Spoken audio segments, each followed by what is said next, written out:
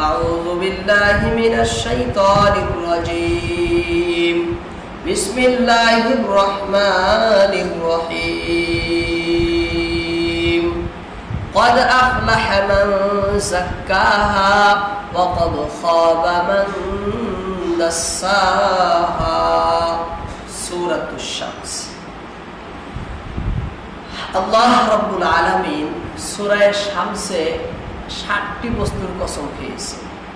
60টি বস্তুর কসম খেয়ে মাত্র একটা কথা বলছেন। একটা কথা বোঝানোর জন্য, একটা বস্তুর নির্দেশ দেওয়ার জন্য আল্লাহ রাব্বুল আলামিন কসম খাইছেন 60টি বস্তুর।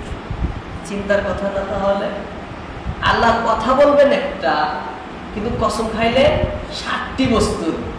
প্রথমত আল্লাহ রাব্বুল আলামিনের কসম খাওয়ারই কোনো প্রয়োজন নেই, কারণ তিনি হলেন আহকামুল হাকিমিন, বাদশার বাদশাহ, রাজাদিরাজ।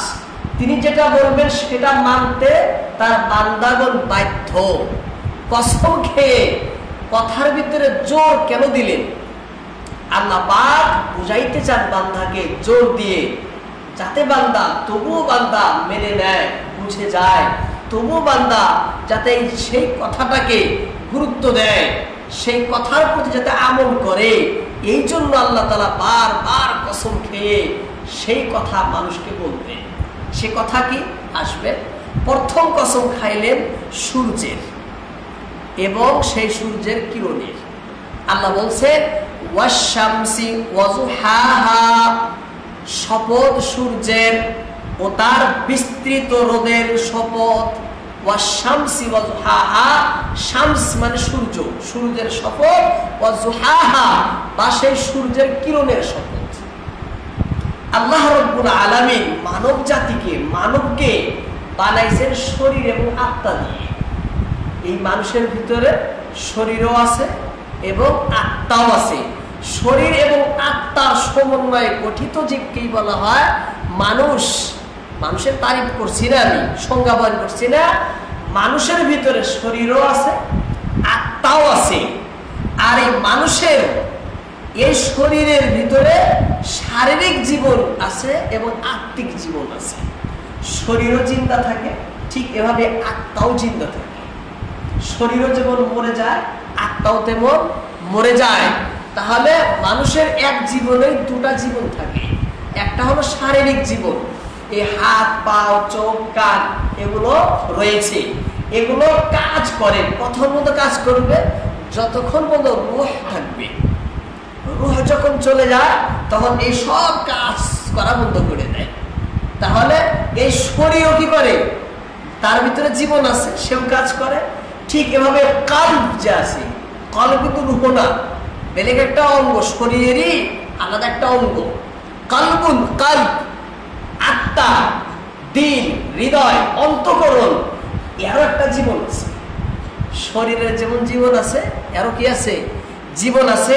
শরীর যেভাবে মরে ঠিক এভাবে আত্মাও মানুষের কি হয়? মরে যায়। শরীরকে জীবিত রাখার জন্য বাহ্যিক রশ্মি সূর্যের দরকার। সূর্য বা সূর্য থেকে আসা আলো, কিরণ, রশ্মি দরকার এই শরীরকে জীবিত রাখার জন্য। ঠিক এভাবেই আত্মাকে যদি আমরা জীবিত রাখতে চাই তাহলে পারলৌকিক শক্তি দরকার। কি দরকার? পারলৌকিক রশ্মি, পারলৌকিক আলো। আর তা হলো নবুয়তের আলো। তা হলো নবুয়তের আলো। আল্লাহ রাব্বুল আলামিন মানুষকে বুঝাইছেন, দেখো দুনিয়াতে জীবিত থাকতে হলে, শরীরকে টিকে রাখতে হলে সূর্যের পহর লাগে। ঠিক এভাবেই তোমরা যদি তোমার অন্তরকে জীবিত রাখতে চাও তাহলে রাসূল লাগবে, নবী লাগবে, এবং সেই নবীর নবুয়তের রশ্মি লাগবে, নবুয়তের পহর লাগবে। এই দিকে ইঙ্গিত করার জন্য আল্লাহ বলছেন ওয়াশ-শামসি ওয়াজুহাহা, কসম সূর্যের এবং তার কিরণের শপথ, সূর্য ও সূর্যের রশ্মির শপথ। আর দ্বিতীয় কসম খাইলেন চন্দ্রের। ওয়াল কমারি ইযা তালাহা, চন্দ্রের শপথ যে সূর্যের পিছনে পিছনে আসে। চন্দ্রের শপথ যখন সে সূর্যের পশ্চাদে আসে, সূর্যের পরেই সে উদয় হয়। এই সূর্যের কথা আল্লাহ কেন বলছেন? যে চন্দ্র সূর্যের প্রতিনিধিত্ব করে। কি করে? প্রতিনিধিত্ব করে, প্রতিনিধি, অনুসারী। চন্দ্র সূর্যের অনুসারী, চন্দ্র সূর্যের প্রতিনিধিত্ব করে, তার সে প্রতিনিধি। কিভাবে? যেমন বহু ক্ষেত্রে, যেমন সূর্য চন্দ্রের নিজস্ব কোনো আলো নেই, নিজস্ব কোনো প্রহর নেই, তার রশ্মি সূর্য থেকে গ্রহণ করা, তার আলো সূর্য থেকে ধার করা। তাহলে ধার করা হিসাবে, রশ্মি গ্রহণ করা হিসাবে সূর্যের অনুসরণ করব না। দ্বিতীয় ক্ষেত্রে অনুসরণ করে অস্ত যাওয়াকালে, অস্ত যাওয়াকালে উদয় হয় আবার অস্ত যায়। চন্দ্র সূর্য যখনই অস্ত যায় তার পরে পরেই চন্দ্র উদয় হয়, তার পিছনে পিছনে চলে। তাহলে অনুসরণ করলো না? নাই। চন্দ্র যখন চলে যায়, সূর্য যখন ডুবে যায়, তার পিছনে পিছনেই চন্দ্র উদয় হয়। তাহলে তার অনুসরণ করলো। চান্দ্র মাসের শুরু লগ্ন থেকে একদম 15 তারিখ পর্যন্ত এই কাম চলে। অর্থাৎ সূর্য যখন উঠে তার পরে পরেই, ডুবার পরে চন্দ্র উঠে। এইভাবে 1, 2, 3, 4 করে 15 তারিখ পর যখন পূর্ণিমা, একদম পূর্ণিমা হয়, তখন তারপরে কিছু হলনি হয়। যাই হোক, চন্দ্র সূর্যের কি করে? অনুসরণ করে, অনুকরণ করে। তার কাছে যে আলো, তার কাছে যে রশ্মি রয়েছে, সেই রশ্মি তার নিজস্ব রশ্মি না, নিজস্ব আলো না। ঠিক এভাবেই সূর্যের প্রতিনিধিত্ব করে কে? চন্দ্র। ঠিক এইভাবে আল্লাহ রাসূলের যত আম্বিয়া, যত সমস্ত আম্বিয়ার যারা ওয়ারিসিন আছে, উত্তরাধিকারী যারা আছে, ওয়ারিসগণ আছে, নবীদের ওয়ারিস, নবী রাসূলের উত্তরসূরি, নবী যাদেরকে এই কাজের দায়িত্ব দিয়ে গেছেন, তার ওয়ারিসগণ, তারা নবীর অনুসারী, তারা নবীর আলো থেকে তাদের আলো, নবীর দেওয়া, নবীর নবুয়ত থেকেই তারা সবকিছুই গ্রহণ করেছে। কারা? সাহাবারা, তাবেঈনগণ, তাবেঈনগণ, আইম্মাগণ, মুজতাহিদগণ, মুজাহিদগণ, মুজতাহিদ, তারপরে মুহাদ্দিস, ফুকাহা, মুফাসসিরগণ, উলামা, হুফাজ, এই যে সমস্ত ওয়ারিস যারা আছে, এই সকলেই সেই চন্দ্রের মতো তারা রাসূলের নূরের নবুয়ত থেকে রশ্মি নেয়। রাসূলের নূরের নবুয়ত থেকে তারা কি করে? রশ্মি গ্রহণ করে। এদিকে ইঙ্গিত করার জন্য আল্লাহ রাব্বুল আলামিন ওয়াল কমার ইযা তারাহা বলেছেন, ওয়াল কমার ইযা তারাহা বলেছেন। এখানে আল্লাহ পাক সূর্যকে তুলনা করেছেন নবীর সাথে, সূর্যের আলোকে তুলনা করেছেন নবীর নবুয়তের সাথে, এবং চন্দ্রকে তুলনা করেছেন ওয়ারিসিনে নবীর সাথে। নবীর যারা ওয়ারিস, আলিম, উলামা, মুফতি, মুহাদ্দিস, মুবাল্লিগ, তারপরে মুফাসসির, সাহাবা, তাবেঈন, তাবেঈন, এই যত কিছু আছে, যারা আছে, যাদেরকে এক ভাষায় ওয়ারিসিনে আম্বিয়া বলা হয়, নবীর ওয়ারিস, নবীর উত্তরসূরি, এদেরকে তুলনা করেছে চন্দ্রের সাথে। আর এদের সবাইকেই যদি এক জায়গায় বলা হয়, তাহলে বলা হয় আউলিয়া। কি বলা হয়? আউলিয়া। সাহাবা আউলিয়া, তাবেঈন আউলিয়া, তাবেঈন আউলিয়া, মুহাদ্দিসিনগণ আউলিয়া। কাল কিয়ামত যত নেক বান্দা আছে সবাইকেই কি বলা হবে? আউলিয়া বলা হয়, ওলি আল্লাহ বলা হয়, আল্লাহর বন্ধু, আল্লাহর ওলি। আর তাদের কাছে যে রয়েছে, তাদের যেটা নূর, তাদের কাছে যেটা আলো, সেই আলোকে বলা হয় উলায়াত। কি বলে? উলায়াত বলে, উলায়াত, ওয়াও লাম উলা আলিফ ইয়া তা, উলায়াত। তাদের সেই রশ্মিকে, তাদের সেই আলোকে বলে উলায়াত। তাদের সেই উলায়াতকে আল্লাহ পাক তুলনা করেছেন চন্দ্রের রশ্মির সাথে। কিসের সাথে? চন্দ্রের রশ্মির সাথে তুলনা করে আল্লাহ বলছেন ওয়াল কমারি ইযা তালাহা, চন্দ্রের শপথ যখন সে সূর্যের পিছনে পিছনে আসে। এই পিছনে পিছনে কেন বলছেন? যে ওলি আল্লাহ, সাহাবা, তাবেঈন, তাবেঈন, নবীর ওয়ারিসগণ যদি নবীর অনুসরণ না করে, তাহলে তাদের কোনো মূল্য নেই, তাদের কোনো মূল্য নেই। তাদের যে আলো, সে আলোটা সেই নবীর নবুয়ত থেকে নিতে হবে। কোত্থেকে নিতে হবে? নবীর নবুয়ত থেকে নিতে হবে, তবেই সে কি হবে? গ্রহণযোগ্য হবে, অন্যথায় নাই। 3 নম্বর কসম খাইলেন দিনের। কিসের? দিন, দিবসের। ওয়ান নাহারি ইযা জাল্লাহা, শপথ দিনের যখন তা সূর্যকে প্রকাশ করে। ওয়ান নাহারি, কসম দিনের দিবসের, ইযা যখন জাল্লা প্রকাশ করে, উজ্জ্বল করে, আলোকিত করে, কাকে? সূর্যকে। অর্থাৎ যখন দিন হয় তখন দিনের এই উজ্জ্বল প্রহরে ভালো মন্দ, কল্যাণ অকল্যাণ সব দেখা যায়। দিনের আলোতে সব ভেসে ওঠে, সব পরিষ্কার হয়। কালা কি সাদা কি, হ্যাঁ, সমস্ত বস্তুর রং, তার প্রকৃতি, তার স্বভাব, ভালো মন্দ, কল্যাণ অকল্যাণ সব কিছুই দিনের আলোতে কি হয়? পরিষ্কার হয়, ভেসে ওঠে। ঠিক এভাবেই কল্যাণ অকল্যাণ, হক বাতিল বোঝা যায় দিনে মুহাম্মাদের উজ্জ্বল প্রহরে। দিনে মুহাম্মাদের উজ্জ্বল প্রহরে।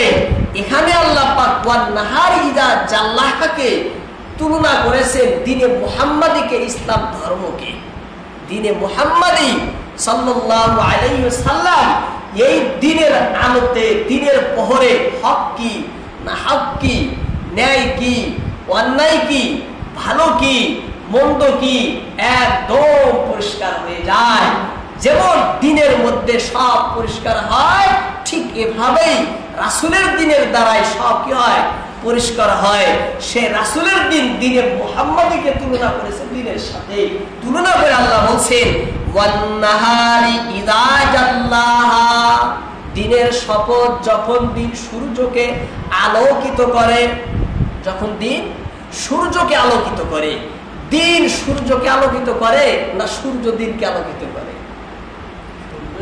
হ্যাঁ, সূর্য আলোকিত করে দিনকে, কিন্তু আল্লাহ এখানে বলছেন দিন আলোকিত করে সূর্যকে। কেন বলছে? আসলে বলার কারণ, রহস্য কি?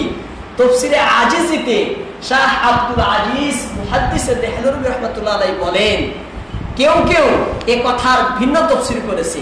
তিনি বলছেন যে যারা করেছে তারা আসলে বুঝতে পারেনি, আসলেই দিনই সূর্যকে আলো করে।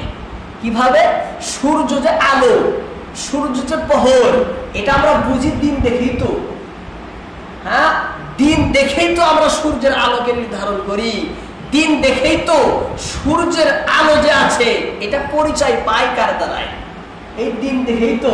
তাহলে দিনের মাধ্যমে যেহেতু আমরা সূর্যের আলো পরিচয় পাই, এই জন্য দিনেই বরং কি করে? সূর্যকে আলোকিত করে। কথাটা এইভাবে বোঝাবার জন্য আল্লাহ পাক বলছেন ওয়ান নাহারি ইযা জাল্লাহা, শপথ দিনের যেই দিন সূর্যকে কি করে? আলোকিত করে, উজ্জ্বল করে, প্রকাশ করে। এর ভিতরে আরো রহস্য রয়েছে, আমি সেদিকে যাই না। ওয়াল লাইলি ইযা ইয়াগশাহা, 4th নম্বর কসম হলো রাত্রির, রজনীর শপথ। ইযা ইয়াগশাহা, যখন রজনী সেই সূর্যকে ঢেকে নেয়। ওয়াল লাইলি, রাত্রের শপথ, রজনীর শপথ। ইযা, যখন, ইয়াগশা, আচ্ছাদিত করে, ঢেকে নেয়, আবৃত করে নেয়, সূর্যকে। যখন রাত সূর্যকে ঢেকে নেয়। কিভাবে?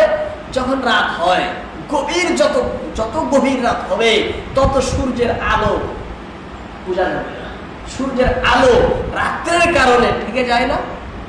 হ্যাঁ, পরিপূর্ণ ঢেকে যায়, দেখাই যায় না। রাত্রে কি করে? সূর্যের আলোকে একদম আচ্ছাদিত করে নেয়, দেখাই যায় না। তাহলে দিনের কসম খাইলেন, রাতের কসম খাইলেন। আল্লাহ এখানে বিপরীত দিকের কসম খেয়ে আসছে। প্রথম চন্দ্র সূর্য, দিন রাত। 5 নম্বর কসম খাইলেন ওয়াস সামাই ওয়া মা বানাহা, কসম আকাশের এবং তার কসম যিনি আকাশকে নির্মাণ করেছেন। ওয়াস সামা, আকাশের কসম, ওয়া মা, এবং সেই সত্তার কসম, বানাহা, যে সত্তা এই আকাশকে সৃষ্টি করেছে।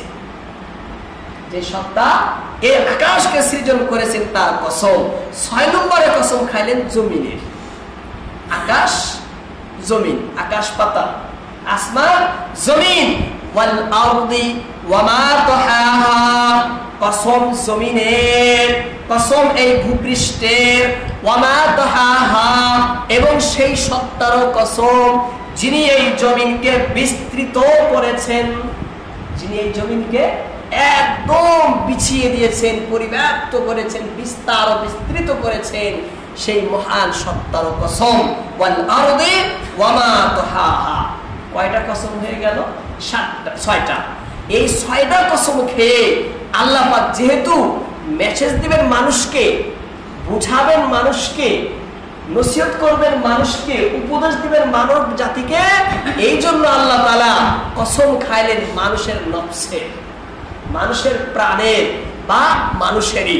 ওয়া নাফসি ওয়া মা সাওয়াহা, কসম নফসের, ওয়া মা সাওয়াহা এবং সেই সত্তার যিনি এই নফসকে সুবিন্যস্ত করে সৃষ্টি করেছেন, যিনি এই নফসকে একদম সুঠাম করে সুবিন্যস্ত করে সৃষ্টি করেছেন, সেই সত্তার কসম।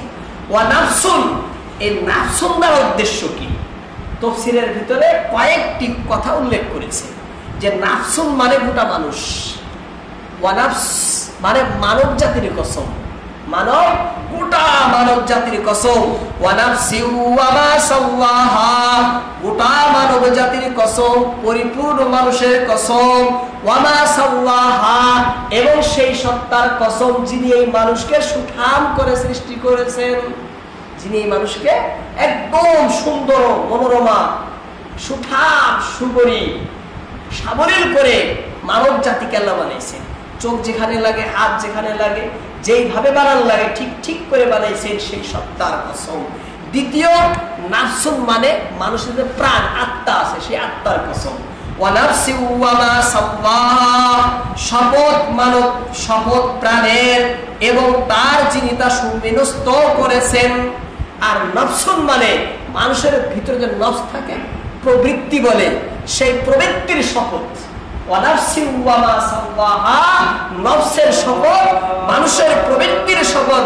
ওয়া মা সাওয়াহা এবং তার শপথ যিনি তাকে সুবিন্যস্ত করে সৃষ্টি করেছে।